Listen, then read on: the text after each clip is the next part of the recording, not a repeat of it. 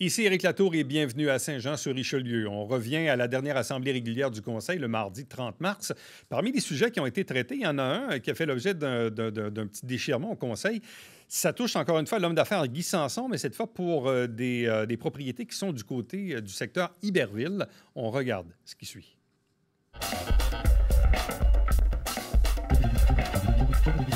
6.4 mandat à une firme d'avocats pour des procédures d'expropriation d'une partie du lot 5 883 753 du cadastre du Québec. Monsieur le greffier. Il est proposé d'autoriser l'avocat de conseil à retenir les services de la firme Dufresne Hébert Comeau afin d'effectuer les procédures judiciaires requises aux fins d'expropriation de la rue du lot 5 883 753 du cadastre du Québec. Est-ce que c'est possible de lire les considérants, monsieur le greffier? Oui, certainement. Alors, considérant qu'une entente est intervenue en 2012 entre la Ville et le Carrefour La Plante Inc. pour la cession de rue à la Ville pour la somme de 1 $. Considérant que le groupe Guy Sanson Inc. a acquis de Carrefour La Plante Inc. le lot désormais connu comme étant le lot 5 883 753 du cadastre du Québec. Considérant que le groupe Guy Sanson Inc. exige de la Ville qu'elle procède à l'enlèvement des infrastructures sur le lot 5 883 753 du cadastre du Québec. Et considérant que la Ville procédera à l'expropriation de l'immeuble, mais appellera en garantie Carrefour La Plante Inc. à payer l'indemnité d'expropriation compte tenu de son défaut d'avoir dénoncé l'entente de la cession du terrain à 1 $. Proposeur? Propose Claire Charbonneau. Appuyeur? Je vais appuyer François Auger. Je vais demander le vote sur cette résolution. Madame Charbonneau, est-ce que vous voulez nous expliquer pourquoi vous proposez cette résolution? Ben, nous, on a eu une présentation de notre avocate. Et puis, c'était la meilleure solution à faire. C'est que, écoute, on n'ira pas dans les détails judiciaires.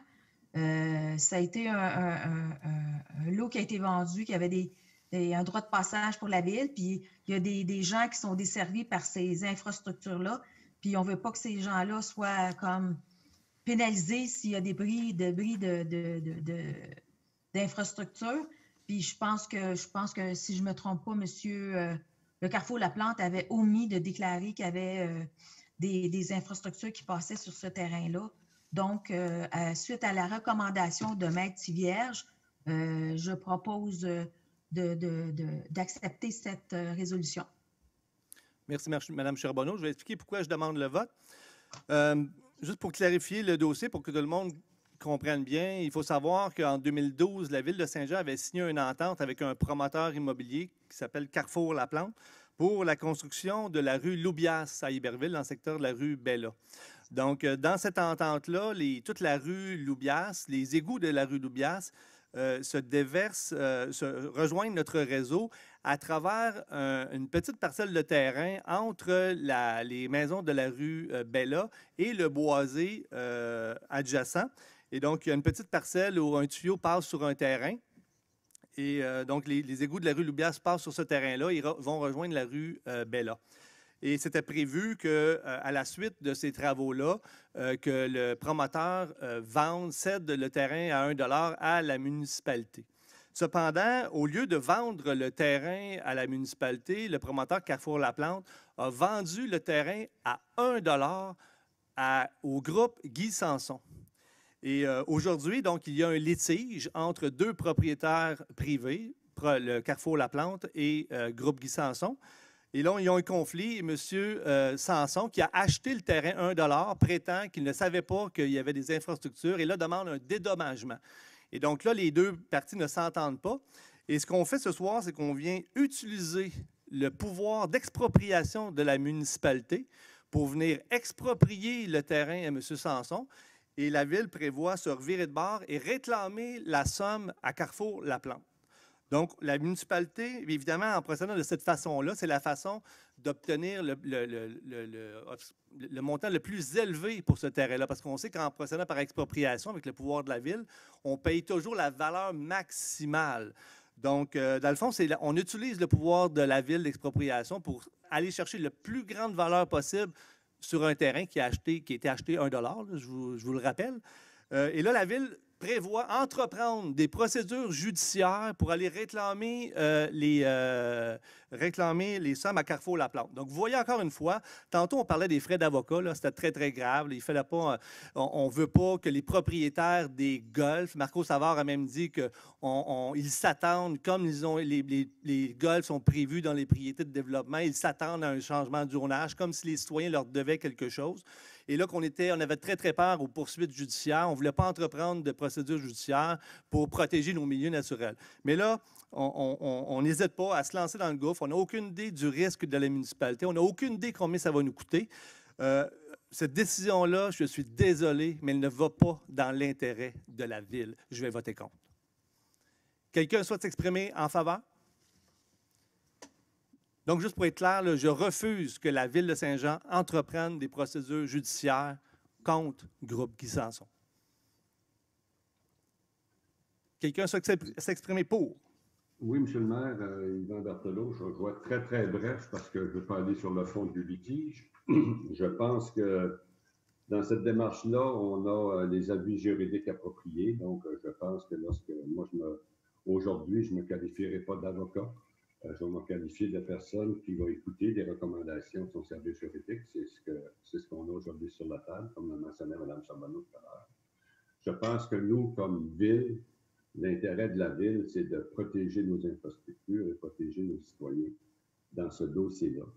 Et on n'a pas à se mêler du litige, effectivement, qui existe entre les deux antagonistes, que je ne prendrai même pas la peine de nommer. Mais je pense, comme on dit des fois, pour eux, c'est peut-être mieux, comme on dit des fois, la pire des ententes, ça vaut peut-être mieux que la meilleure poursuite.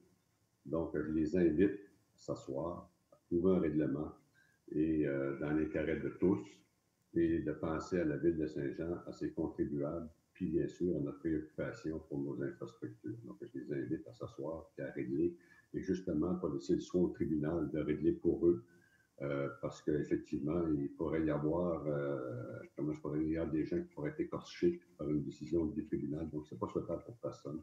Alors, j'en appelle à la sagesse des deux antagonistes que je parle. Merci. Merci, M. Berthelot. Quelqu'un souhaite s'exprimer contre cette résolution? Personne? Quelqu'un souhaite s'exprimer en faveur? Bien, moi, je pourrais juste dire un peu comme M. Berthelot a dit et clair, on a, comparativement à ce que vous avez dit tantôt, M. Laplante, c'est que sur l'autre résolution, on n'a pas eu d'informations de nos experts conseils dans la matière. Cette fois-ci, tu peux lever les yeux comme tu veux, Marilyn, ça ne me dérange pas du tout. Allez-y, s'il vous plaît, Mme Poisson. Alors, on a eu une rencontre avec notre avocate pour nous dire que c'était la meilleure des choses si on voulait que ça coûte le meilleur marché à la Ville, qu'on n'avait pas le choix de s'impliquer dans ce dossier-là parce que les infrastructures de nos citoyens passent sous ce terrain-là. Fait que comme Mme Charbonneau, Claire, a dit, si les infrastructures brisent, bien, à ce moment-là, on ne peut même pas aller les réparer parce que ce n'est pas notre terrain. Fait que je pense qu'on a le devoir de protéger tous nos citoyens quand il y a une situation comme ça. Alors, c'est pour ça que je suis du même avis. Merci. Quelqu'un souhaite s'exprimer en faveur de cette résolution? Personne? Mme Claire Charbonneau, mot de la fin? Tout a été dit. De toute façon, je n'irai pas dans les détails juridiques. M. Berthelot a dit ce qu'il avait à dire, Mme Poisson. On a eu une recommandation de notre avocate, puis je pense qu'on va suivre la recommandation. Monsieur le greffier, on passe au vote. Merci. Alors, Mme Dufresne? Pour. M. Bessette? Contre. M. Fontaine? Pour. M. Auger? Pour. Mme Poisson? Pour. Mme Marcoux? Pour. M. Savard? Pour. M. Berthelot? Pour. M. Langlois? Contre. Mme Claire Charbonneau? Pour. Mme Marilyn Charbonneau? Contre. Et M. le maire? Contre. Alors, 8 pour, 4 contre. Donc, la résolution est adoptée. Merci. On passe...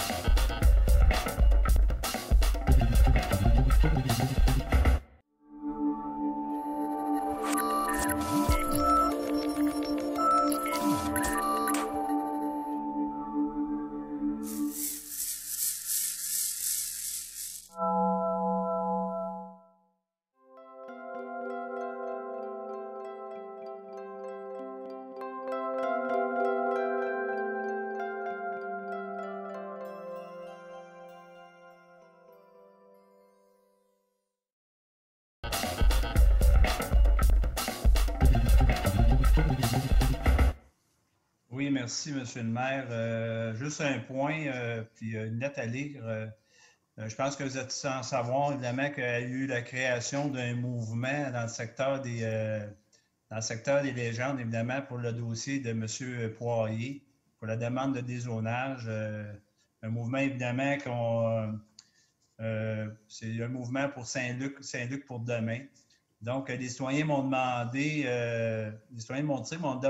de vous présenter leurs préoccupations et leurs en raison du projet du 371 boulevard Saint-Luc, l'ancien terrain bouché. Donc, alors, voici un extrait de leur lettre. Donc, je vais vous en faire part. Comme citoyens du quartier, nous avons choisi cet environnement pour nos enfants et avoir notre havre de paix. Nous avons eu un coup de cœur pour cet environnement paisible. Il nous appartient de le préserver en faisant savoir haut et fort que nous tenons à ces lieux. En soutenant notre démarche, vous appuierez notre volonté de faire écho à notre désir d'être entendu et écouté comme citoyens. Nous demandons à l'administration municipale de ne pas donner de carte blanche aux promoteurs immobiliers. Il ne s'agit pas de refuser tout projet de développement. Nous voulons simplement préserver la quiétude des lieux et discuter de l'avenir de notre quartier de manière ouverte et transparente. Donc, nous demandons aux élus une vraie consultation publique qui englobe tous les espaces verts, clubs de golf, terrains vacants, pour une vision globale du développement de notre district. On s'entend, c'est le district numéro 8 de mon secteur. Des propositions d'aménagement urbain qui tiennent compte du patrimoine bâti et naturel qui ne doit pas faire l'objet d'un compromis. Pas d'édifice à étage dans un environnement de maison unifamiliale sur des terrains contigus de la rue Jean-François Chabot, fortification Mille-Roches et Léger. Vous savez que le secteur en tant que tel, les légendes, c'est un genre de quartier fermé avec pas d'accès sauf évidemment par la rue des gens. Pas de rue résidentielle transformée en axe routier de transit vers des grands boulevards. Autrement dit, c'est qu'ils ne veulent pas qu'on coupe le projet en deux pour justement faire un accès de chaque extrémité, autant de fortifications puis des échevins de la mairie. Un engagement du promoteur à installer une zone tampon végétale avec des arbres des arbres matures le long des résidences de la rue Jean-François Chabot et la rue Léger. On s'entend quand ça l'a fait vendre la une, il y a eu du défrichage de bois qui s'est fait dans la zone tampon. Je suis intervenu directement avec le promoteur, j'ai fait arrêter les machines. Heureusement, cette étape-là s'est faite parce que sinon, ça a été les deux côtés du projet, dont entre autres la rue Léger aurait été atteint à cette situation-là.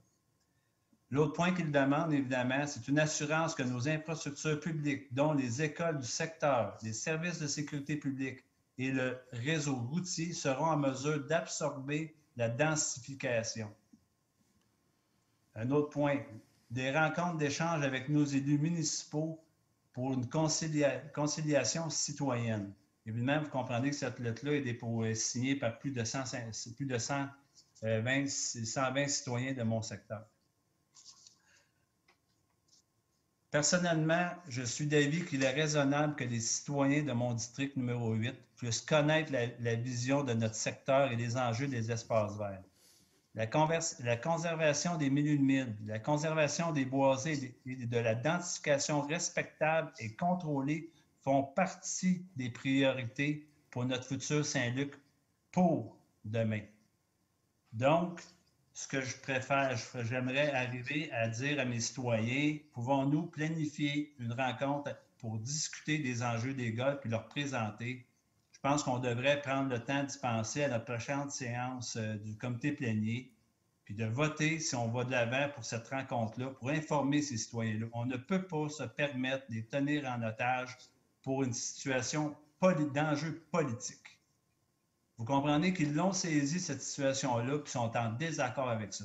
Depuis 2018 que je prône pour arriver à cette consultation-là, pouvons-nous rapidement passer à cette étape-là? Évidemment, j'ai reçu d'autres informations des états d'âme de plusieurs citoyens du secteur. Puis l'entente que j'ai prise avec mes citoyens, évidemment, c'est toi, les membres du conseil. Je vais vous regrouper toute l'information et ainsi que la lettre du regroupement. Je vais plutôt appeler ça le mouvement. Puis je vais vous faire parvenir par courriel pour que vous puissiez attentivement d'en prendre connaissance lors de nos discussions prochainement au prochain comité plénier. Je pense que vous allez avoir la chance d'être sensible à la cause. Je pense que, comme ils l'ont bien précisé, ce n'est pas d'aller contre les projets, c'est d'aller faire de la conciliation pour que ça soit acceptable, vivable pour le secteur d'un quartier résidentiel.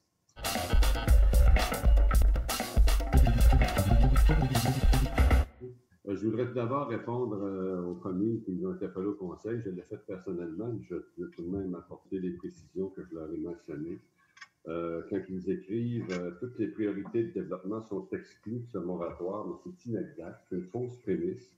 On a parlé des priorités de développement qu'on avait identifiées à l'unanimité en 2019 pour une période de 2020 à 2022. Il faut comprendre que la majorité de ces priorités de développement ne sont pas en milieu naturel.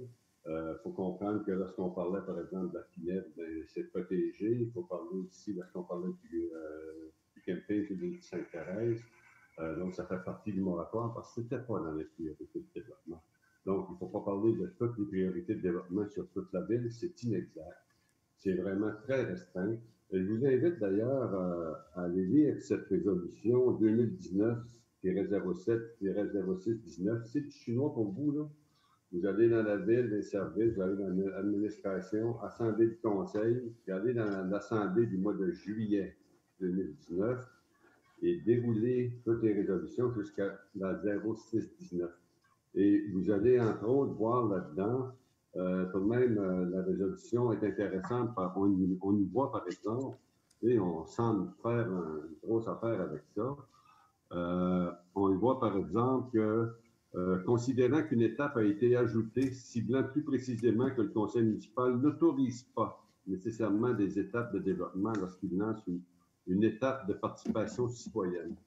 Donc, il y a toujours le dernier mot conseil municipal après avoir consulté la population.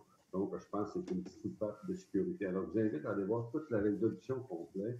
Vous allez voir que ça fait juste partie d'une planification parce qu'une ville doit planifier son plan urbanistique et c'est pas pour commencer à jouer de la scie à chaîne un peu partout. C'est vraiment pas le but parce que sinon, plusieurs conseillers, comme l'a dit M. Fontaine tantôt, se seraient opposés à ça. C'est vraiment pas le but. Donc, c'est vraiment très, très, très limité. Puis la meilleure façon de rassurer, c'est d'aller lire cette résolution 2019-07-619. Ensuite de ça, écoutez, bien sûr, on est encore en zone rouge. C'est difficile à comprendre. On est en zone rouge parce qu'on est près de Montréal. On est près de Montréal, mais on n'a pas droit aux vaccins comme Montréal. En tout cas, disons qu'il y a des interrogations qui se posent sur la gestion de la zone en Montérégie, comme tout. Hein. Alors, moi, je voudrais juste vous souhaiter à tous de très joyeuses fêtes, de Pâques, bien sûr, et à tout le monde, soyez prudents, soyez prudents. C'est tentant d'aller manger du chocolat avec nos petits-enfants, mais il ne faut malheureusement pas le faire. Le premier ministre l'a mentionné encore aujourd'hui, le ministre de la Santé, la plupart des propagations de virus, et surtout des variants, se font dans les familles. Donc, dans nos familles, chez nous tous. Donc, il ne faut pas faire ça, il faut arrêter ça parce que la phase 3, là, on n'arrivera pas à l'arrêter parce que les vaccins vont arriver trop tard, malheureusement. Si on pouvait tous avoir des vaccins rapidement, malheureusement, ça ne sera pas le cas. Donc, il faut faire preuve de prudence parce que les variants ne nous pardonneront pas.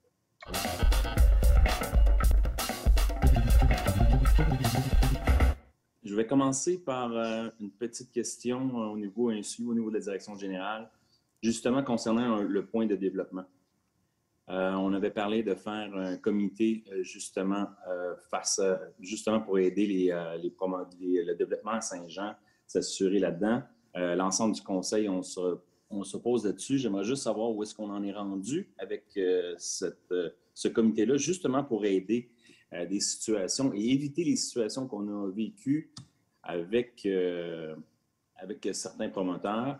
Et je pense qu'à Saint-Jean-sur-Richelieu, on aurait le droit d'être une ville grandissante, une ville nouvelle, avec des nouvelles idées. Mélanie Dufresne, tantôt, a parlé de 0,8 %. Et je pense que chaque citoyen à Saint-Jean-sur-Richelieu a le droit d'y habiter. Il a le droit de trouver un logis.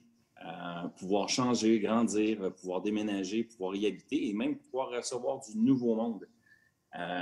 Et je pense qu'au niveau de développement, il faudrait plus rendre ça accessible, trouver des nouvelles zones, investir, que ce soit à Saint-Eugène, Saint-Athanas, de regarder au niveau des infrastructures, des eaux au centre-ville Dakar. Moi, je pense qu'on devrait justement mettre nos sous dans ces investissements-là au niveau des infrastructures pour s'assurer de pouvoir développer certaines zones et justement, pas essayer de mêler. Moi, je reviens à un point, là. Personnellement, je ne vois pas l'objectif de mêler la terre à boucher avec le golf. Pour moi, je pense que l'ensemble des citoyens de ce secteur-là ont demandé de longtemps d'enlever l'ancienne cour à scrap. Mais je pense que de mêler les deux secteurs, ça serait une erreur. Et je pense que ces citoyens, en tout cas personnellement, je veux dire, il ne faut quand même pas oublier le risque potentiel. C'est une ancienne cour à scrap. Puis je trouve que des fois, il faut faire attention. Et justement, pour la densification, c'est peut-être un bon secteur pour l'ensemble de la ville de Saint-Jean. Je comprends les citoyens, je comprends leurs craintes, puis prêt à les écouter peut-être avec eux autres, mais des fois, il faut faire attention aussi. Le principe, là, je vais utiliser ce que Jean dit souvent, là, de pas dans ma cour.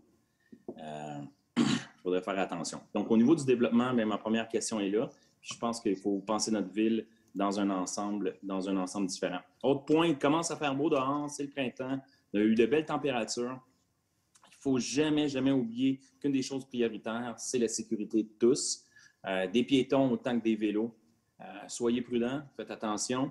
Je suis très content qu'on se repenche. On a encore des questions ce soir concernant ça. Je suis content qu'on se repenche justement au niveau de la planification de notre réseau cyclable pour s'assurer la sécurité de tous et en même temps que ce soit facile pour tout le monde de pouvoir circuler à vélo, circuler à pied pour nos enfants, bien, tout le monde, dans le fond, en famille, surtout dans ce temps, notre super temps de COVID, qu'on est encore en zone rouge.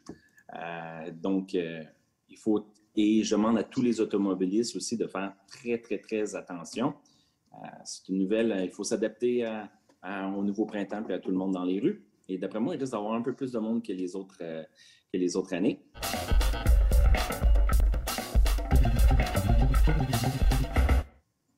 Juste un ou deux petits points. Le premier point, je rejoins M. Auger, Mme Marcoux concernant les nids de poules. Il y en a beaucoup. Moi, j'en ai rapporté quand même, puis des gens qui en rapportent. J'ai une question concernant la rue Berthier. C'est une rue qui donne sur le Canadian Tire aussi et qui aussi donne sur la clinique médicale Papillon. C'est une rue, moi, je ne pensais pas que c'était une artère principale. Il y a beaucoup, beaucoup de trous. J'ai demandé qu'on les répare. J'aimerais qu'on se penche sur la sécurité sur cette rue parce qu'il y a de la vitesse qui se passe. Même les gens au coin de Normandie et Berthier ne font pas leur stop. Il y a de la congestion aussi quand les gens sortent de la clinique et qui rentrent à la clinique aussi. J'aimerais qu'on regarde ça encore. Je sais que le comité de circulation est en train de se pencher sur le feu de circulation au coin des Séminaires et Berthier. Et la Berge aussi, parce que c'est un feu de circulation en trois niveaux. Fait que je demande qu'on regarde attentivement la circulation sur Berthier. Qu'est-ce qu'on peut faire pour améliorer la sécurité aussi? Deuxième point, juste à revenir sur la question de M. Pétrin. Quand M. Pétrin me dit que la Ville m'a donné tous les moyens pour me défendre, je ne comprends pas. Moi, la résolution, ce n'est pas ça du tout. Je ne comprends pas, M. Pétrin, comment ça se fait que vous avez décidé de dire que la Ville m'a donné autorisé 115 000 $ pour me défendre. C'est pas moi qui défend. J'ai juste dénoncé le harcèlement sur les réseaux sociaux. C'est tout ce que j'ai fait pendant la suspension de M. le maire de 95 jours. Fait que je ne comprends pas la question de M. Pétrin. Je vous ai répondu de toute façon. Concernant les frais d'avocat, c'est pour me défendre, pas juste moi, tous les élus qui ont été affectés par le harcèlement et l'intimidation, et aussi pour les employés de la Ville aussi, qui reçoivent du harcèlement, qui reçoivent de l'intimidation. C'est pas facile pour eux, puis c'est pour défendre toutes ces personnes-là. Et sur ce, je vous souhaite une joyeuse Pâques à tout le monde, bon repos, et aussi continuer à respecter les règles sanitaires, c'est encore très important. On n'est pas fini encore la pandémie.